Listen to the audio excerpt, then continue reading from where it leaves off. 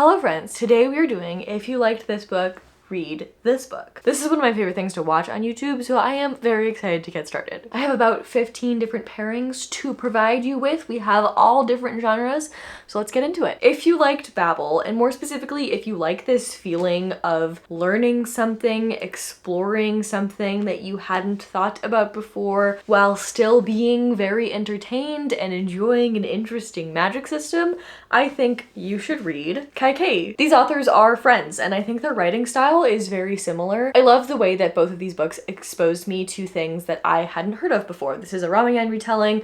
This book talks a lot about translation as an act of betrayal and how violence is necessary for revolution. In Kai, we are following a woman who has been villainized in the traditional telling of this story. The author took a look at her story and thought, okay, if people act rationally, how would somebody get to making this decision that she's villainized for? How might this be a rational choice? And explored her entire story. We follow her from when she's a young girl to getting married, having children, growing older. The magic system in here is so interesting with the way that it is explained.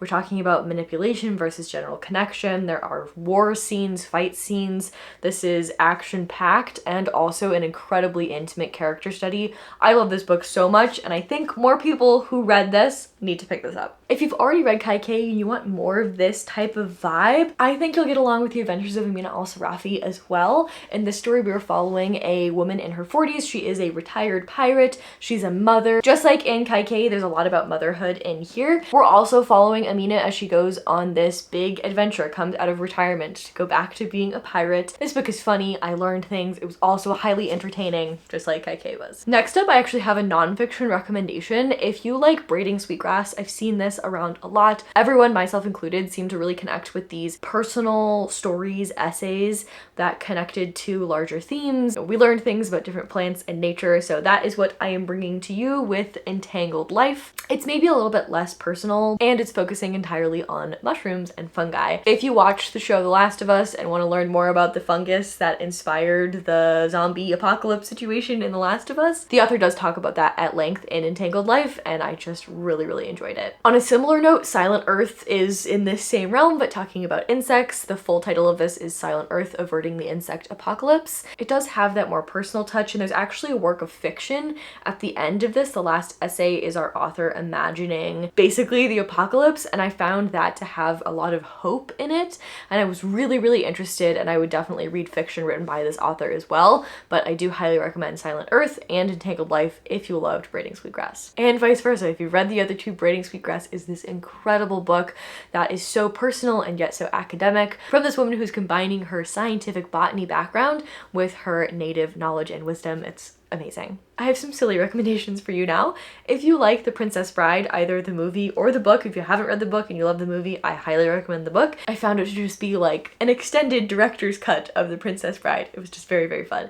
If you like that type of humor, I think you will really love The Wisteria Society of Lady Scoundrels. I read this in my 5-star predictions video. I did give it 5 stars, and I'm currently reading the second book, which is The League of Gentlewomen Witches. This series is just so funny and absurd in the same way that The Princess Bride is. There's even some like nod to The Princess Bride in the first book. Our male love interest says "as you wish" at one point. It's just a very absurd time. We're following pirates. Instead of sailing on ships, they fly houses. There's some magic in here that is really silly. They're all scoundrels, and we have this really interesting Victorian era Regency etiquette and rules with a really structured life on how you're supposed to interact politely with etiquette, butting heads with this absolutely absurd, over-the-top scoundrel behavior, and it made for just a really funny story. This book does not take itself seriously at all, and I think it's kind of like a Marmite situation. You're either gonna love it or hate it, so maybe try a sample before you pick it up, but I absolutely loved it, and I am equally enjoying the second book as well. More silliness along this same vein. I think The Hitchhiker's Guide to the Galaxy is very similar humor, so I think all 4 of these could kind of go together. If you like The Hitchhiker's Guide to the Galaxy, I think you will like Discworld by Terry Pratchett. This series is classic, but I hadn't heard of it until this year, so I want to make sure that I'm letting you guys know in case you haven't heard of it either. It's this really cheeky humor. It's like Hitchhiker's Guide to the Galaxy instead of sci-fi. It's fantasy. We're set in this really absurd world. The way that things happen and kind of like that that tongue-in-cheek absurdity, things that were prophesized that don't make any sense somehow come into place because of play on words, that sort of silly, cheeky British humor. The book that I started with is Guards, but there are tons of different reading order suggestions. A Reddit is a fantastic place to look if you are wanting some advice on where you should start in the Discworld series. I started with Guards and I had a fantastic time. Reminded me a lot of Hitchhiker's Guide to the Galaxy. The next book I have a recommendation for is Good Omens. I ended up not loving this book, but I think Small Miracles does a very similar thing. If you like the angel-demon relationship that is in Good Omens, I think you will really love what's happening in Small Miracles. We are following an angel and a demon. Our demon type character is the fallen angel of small temptations. So they do things like tempting people to eat chocolate and take the last piece of cake, things like that are very silly and small. And there's the really funny banter between the angel demon character that we see in Good Omens. Small Miracles also has a lot of heart to it. The ending of this book made me cry. I was kind of thinking the whole time that it would just be a 3-star. I was having a good time, but I wasn't thinking that it would be anything profound. The end of the book made me cry, bumped it up to a 4-star. I really had a good time with this book. This is the same author as the Regency Fairy Tales series, so it's the same author as Half a Soul and 10,000 Stitches. Okay, next up we have, if you liked Long Way to a Small Angry Planet, and specifically if you really liked the second book in this series, which is A Closed and Common Orbit, I think you will really love the Murderbot series. This is book 4 or 5, I believe, the only full-length novel. This is a novella series. I love Becky Chambers' writing because she talks a lot about what it is to be human, and especially with this second book, we're talking a lot about AI. And in Murderbot, that's pretty much all of those conversations we're having are about artificial intelligence, because we're following Murderbot, who is our main character. Murderbot is a human bot construct. It's been treated really poorly in its past. It's a security unit, and it sort of has this found family that it finds. People start to treat Murderbot better, and they discover what it's like to make friendships and care about people, and they're also just this really anxious bot person construct that watches a ton of media. It's a very silly but also violent series. I really enjoyed the audiobooks. That's how I read all of these. I found myself thinking a lot about conversations we were having in here as they related to similar things that Murderbot had talked about. I think these books really play well off of each other. So if you liked one of them, I think you'll really enjoy the other. And my battery is about to die, so let me change that. We'll be right back. Back with a fresh battery to talk about the Graveyard book. This is something that I class as cozy fantasy, even though the main character's entire family is murdered in the first chapter. I still found this to be incredibly cozy because of the found family. In this book, we have a baby whose entire family is murdered. He crawls up the hill to the graveyard where the ghosts in the graveyard adopt him. As he grows up in this found family, he is sort of exploring what makes him different to other people and also exploring this fantastical, magical place. There are times where he is in danger and has to fight back against evil. It's just a really beautiful book, and I loved it so much. So when I picked up The Girl Who Drank the Moon by Kelly Barnhill, I was really happy to see that it had kind of a similar premise. We have a baby who is left in the woods and a witch picks her up. The town thinks that every year they need to sacrifice a baby to the witch who lives in the woods so she won't destroy their town.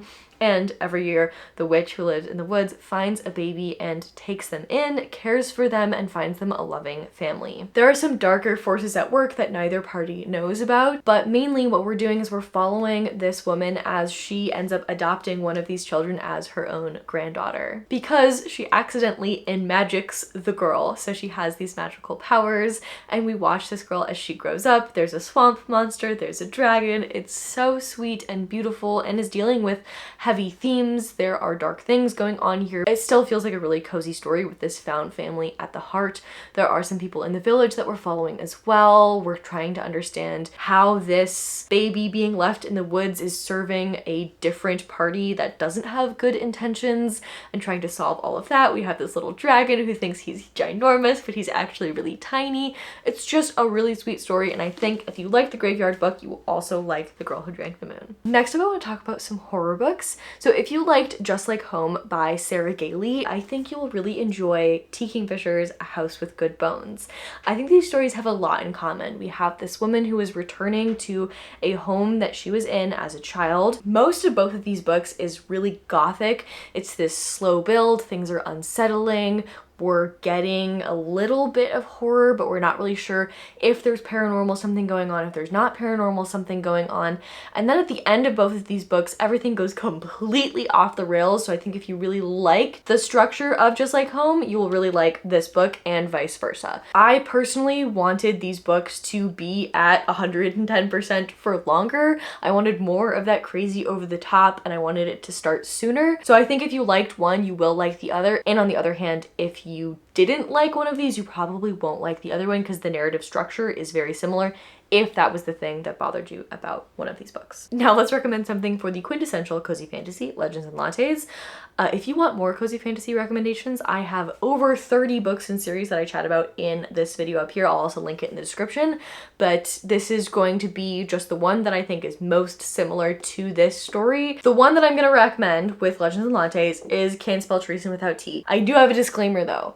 If you want just the person hangs up their sword to open a coffee shop, everything is very slow. There's a little bit of plot and action, but everything is solved fairly quickly. That type of story is not really what this is. This has a little bit more stakes, a little bit more plot. There's some dragon egg finding quest adventures in this, but I do think that these stories are very similar because in both of these, we have a person or people who are living this violent, high action life who leave that life to open a shop. In this story, we're opening a coffee shop, and in this one, we're opening a bookshop that sells tea. In both of these stories, we have a beautiful found family that we find, and the community is very, very welcoming and helpful for the people who are opening these shops. This one just has a little bit more action, and I actually preferred the relationship in this book to the one in Legends and Lattes. So if you wanted more sapphic relationship than you got out of this one definitely has what you're looking for. Time for some high fantasy, epic fantasy. If you like Mistborn by Brandon Sanderson, I desperately want you to read the 5th season by N.K. Jemisin. And this is one of those where I don't think it necessarily goes either way. Like if you love the 5th season, I think you have potential to enjoy Mistborn, but I'll put it this way. The misogyny, the fact that our main character is just a lot younger than I think she should be in this book, just the weird dynamics that I didn't love about Mistborn, none of that was present in the 5th season. N.K. Jemisin made a beautiful, incredible story.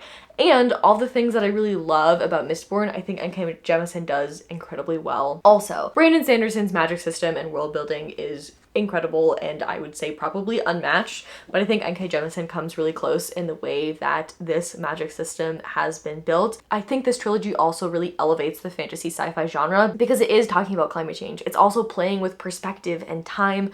I just find it to be a really smart, really entertaining series that reminded me a lot of Mistborn when I was reading it, because there are things like, if you liked the little sections in this trilogy where we have these things that are inserted that we're not quite sure who they come from, we're getting a story told to us by someone, we're not quite sure which character that is, if they are someone who we meet in the book, if they're not, that sort of a storytelling device is used in the 5th season as well. Both of these books are told from multiple different perspectives. We're following different characters and then we get to see how they all come together in the end. This is one of my favorite fantasy series that I've ever read, and I want more people to pick it up. So if you like Mistborn, I think you should pick up the 5th season. Next up, I have a thriller recommendation for you, and I'm gonna recommend something that I didn't give a super high rating to, but I do think that this is a really smart book and I want more people to read it. So if you liked For Your Own Good and you liked the over the top with the teachers and the students and you never knew what anyone was gonna do and everyone has secrets and it's violent and people are scheming and everyone's got this past to uncover and everyone's doing all these sorts of things and you don't know who's gonna kill who, and it's just a really crazy over the top fun ride. If you want that, but set with younger children, like 13-year-olds, then you should read Confessions. It's a very similar story, and I think it's so smart the way that this book was structured. We are having, the first chapter, we have our teacher explain this event where her daughter died and say that there are children in the class who are responsible for her daughter's death. And then we're seeing the aftermath of what this teacher is saying. And as this story unfolds, we're getting all of these different perspectives from different people in the class and different family members of the students. It's just a really, really smart book. I typically don't love books set in school, and For Your Own Good is kind of an exception to that rule for me. So if you like For Your Own Good and you typically like books set in school settings and you enjoy books that have younger characters doing bad things, I think you will enjoy Confessions. Okay, next up I have a recommendation that is the combination of two different books. So if you liked House of Leaves and The Haunting of Hill House, I think you should pick up episode 13. I think Craig DeLuey is a fan of both of these books, and I think it really shows in his writing. If you like the non-Euclidean geometry, found documents, found footage, sort of a vibe, multimedia approach that House of Leaves took, I think you'll really enjoy that. In episode 13, we are following a ghost hunting show as they film their 13th episode. This is the most well-documented haunting in America. We're following this group of people. We have their journal entries, pre-interview transcripts, we have the actual footage that was taken, we have shot lists, we have interviews, video diaries, text messages. It's just a really cool multimedia book. I really loved most of this book. 90% of this book was all-time new favorite. I really hated the ending though, so I just want to mention that. Ending did not work for me, but endings of horror books are really hit or miss for me. Like, I really hated the ending of the TV show Haunting of Hill House. This book is perfect though. Wouldn't change a thing. Speaking of Haunting of Hill House, if you love the original haunted house story, I think you'll really enjoy the take that episode 13 has on that. The non-Euclidean geometry, the way that the ghosts act in Haunting of Hill House, I think you'll really enjoy episode 13. I read this during a 24-hour readathon. If you want to hear more thoughts on this book in particular, I will link that up there because I had so much to say while I was reading this at 2 in the morning. So if you liked both of these, I think you should really pick up episode 13. Let's stick with horror. Let's talk about some zombie books. I mentioned The Last of Us when I was chatting about Entangled Life, and that book does actually mention the girl with all the gifts. This book is also about Ophiocordyceps. It's a fungus that we have in our world that infects ants, and if you want to learn more about that, I really encourage you to read this Entangled Life. That book mentioned how this book fictionalized that, and I thought that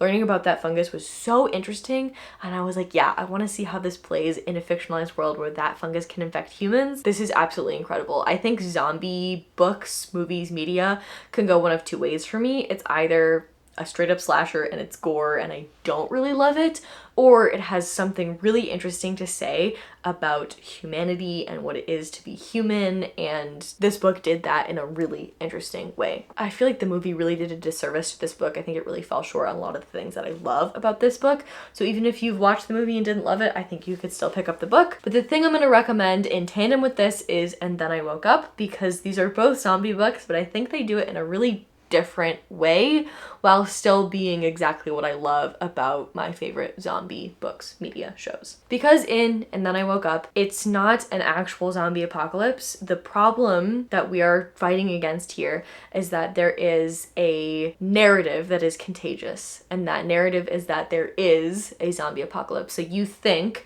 that there are zombies and you fight and kill the zombies, and there's no zombies. You're actually fighting and killing humans who are not zombies. That narrative completely changes your perception of reality, and then there are ways that people can wake up and understand that that's not what happened, and it's just a really scathing look at our society today in the same way that I think The Girl with All the Gifts is, and a really interesting look at human versus zombie, having conversations about what it is to be human. I think if you liked one of these books, you'll really enjoy the other. I think this one is more well-known, but this one is newer. So if you just read this when it came out last year, I think you should also pick up The Girl with All the Gifts. My last recommendation is a little bit rogue.